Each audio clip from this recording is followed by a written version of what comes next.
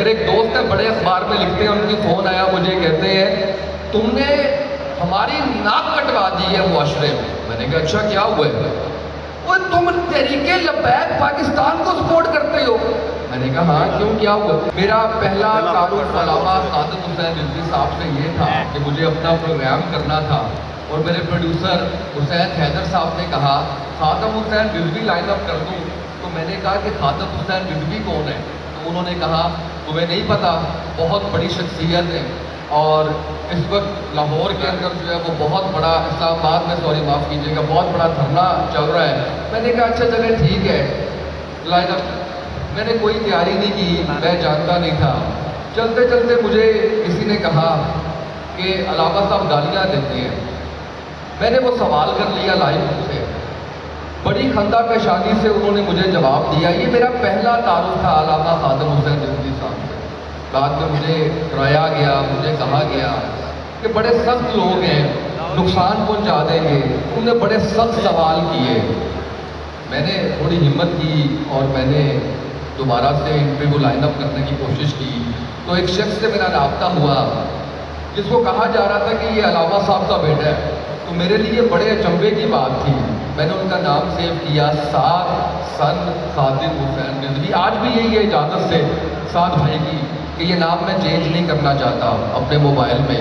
تو میرے لیے بڑے اچنبے کی بات تھی کہ ایسا بھی ہوتا ہے، کسی بھی مذہبی جماعت، کسی بھی سیاسی جماعت کے لیڈر کے بیٹے کا نمبر بھی ایسے مل جاتا ہے۔ یعنی میں اگر کہوں کہ زرداری کا انٹرویو کرنا ہے تو بلاول بھٹو سے بات ہوگی میری، سوال ہی پیدا نہیں ہوتا۔ تو میرا جو پہلا تعارف سعد بھائی سے تھا، وہ انٹرویو کا ٹائم ہوا، میں آیا تو میں ڈر رہا تھا کہ یار کوئی یہاں سے مجھے مار نہ دے، میں نے شاید کوئی سوال کیسا کر دیا ہے۔ تو مجھے آج جنہوں نے لائن اپ کیا، جنہوں نے فون کیا، شامی بڑا پیارا بچہ ہے یہاں پہ، وہ ملا مجھے، تو اس نے کہا آپ کو پتہ ہے آپ نے کتنا دھچکا پہنچایا ہے جماعت کو، آپ کو پتہ ہے آپ کے اس سوال نے کتنا پیچھے گرایا ہے جا کے۔ میں نے کہا اچھا، تو یہ میں شرارت کے موڈ میں تھا تب بھی، میں نے کہا اچھا کچھ نہیں کہتے، یہ ویسے ہی ڈرایا گیا مجھے۔ یہ ساری بات کرنے کا مقصد یہ ہے کہ امیج، پرسیپشن اور ریئلٹی بڑی مختلف ہوتی ہے۔ آج ابھی میرے ساتھ بلال آئے ہوئے ہیں، میرے ساتھ شعیب بدر آئے ہوئے ہیں، شعیب بدر بڑی اچھی پوڈ کاسٹ کر رہے ہیں۔ میں نے کہا میں تمہیں دکھاتا ہوں یہ کون لوگ۔ تو انہوں نے مجھے کہا کہ آپ کیا بات کریں گے ان میں نے بھی کافی کوشش کی تیاری کروں، صبح صبح اسپیچ لکھوائی، پھر میں نے کہا نہیں یہ دل سے بولنے والی باتیں ہیں، دل سے کرتے ہیں۔ تو میں آپ سے جو گزارش کرنے جا رہا ہوں یا جو بات کرنے جا رہا ہوں وہ یہ ہے کہ میڈیا جس طرح سے کام کرتا ہے وہ میں نے آپ کو بتا دیا ہے۔ اس کے بعد میں نے جب وہ دوسری ملاقات میں بابا جی کا انٹرویو کیا تو سارے سوال میں نے کیے، میں نے یہ بھی کہا کہ میں ریسرچ کر کے نہیں آیا تھا، آپ نے تو کبھی گالی نہیں دی تھی۔ انہوں نے بڑی خندہ پیشانی سے اس کو بھی قبول کیا۔ پھر اس خیمے میں کافی عرصہ بیٹھا رہا اور صرف ایک ہی چیز تھی نسبت کی، وہ نبی پاک صلی اللہ علیہ وسلم کی ذات تھی۔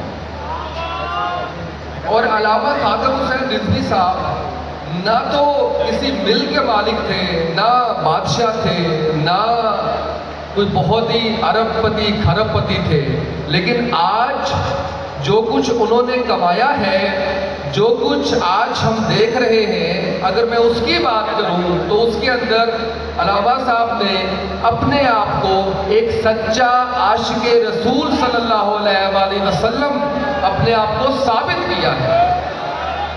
یہ ہم سب کی بدقسمتی کہ ان کی زندگی میں ان کو نہیں پہچان سکے۔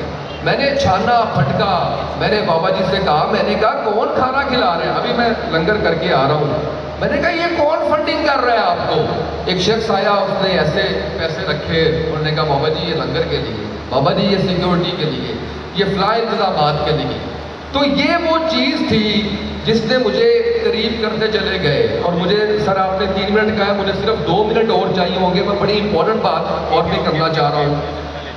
وہ یہ ہے کہ ابھی میں پیچھے ابھی مجھے انہوں نے کہا، میڈیا نے روکا، آپ کے میڈیا نے، انہوں نے کہا آپ نے پوڈ کاسٹ کی ہے سعد بھائی کے ساتھ، ایک سوال میں بھی آپ سے کرنا چاہتا ہوں جیسا آپ نے سوال کیا تھا۔ 4 میں سے ایک کو چنے، ایک نام لیا سعد حسین رضوی، ایک نام لیا نواز شریف، ایک لیا زرداری اور ایک لیا مریم نواز۔ تو میں نے کہا سوال ہی غلط ہے، سعد حسین رضوی تو میرا بھائی ہے، اس کا تو نام جب آ جائے گا تو میں باعث جو جاؤں گا میری بات ہی جو ہے وہ ادھر ختم ہو جائے گی. تو یہ جو عکس ہے بابا جی کا اور جس طریقے سے سعد بھائی نے اس تنظیم کو اس جماعت کو دن رات محنت کر کے آج جس ڈائریکشن میں لے کے جا رہے ہیں اس کے اوپر کوئی سوال نہیں اٹھا سکتا, کوئی بات نہیں کر سکتا.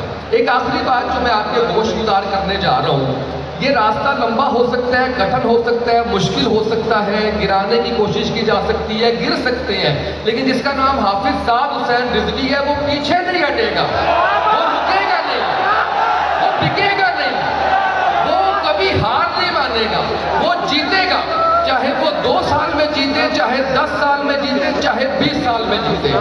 آخری بات, میں بڑا قریب ہوں تحریک لبیک پاکستان کے.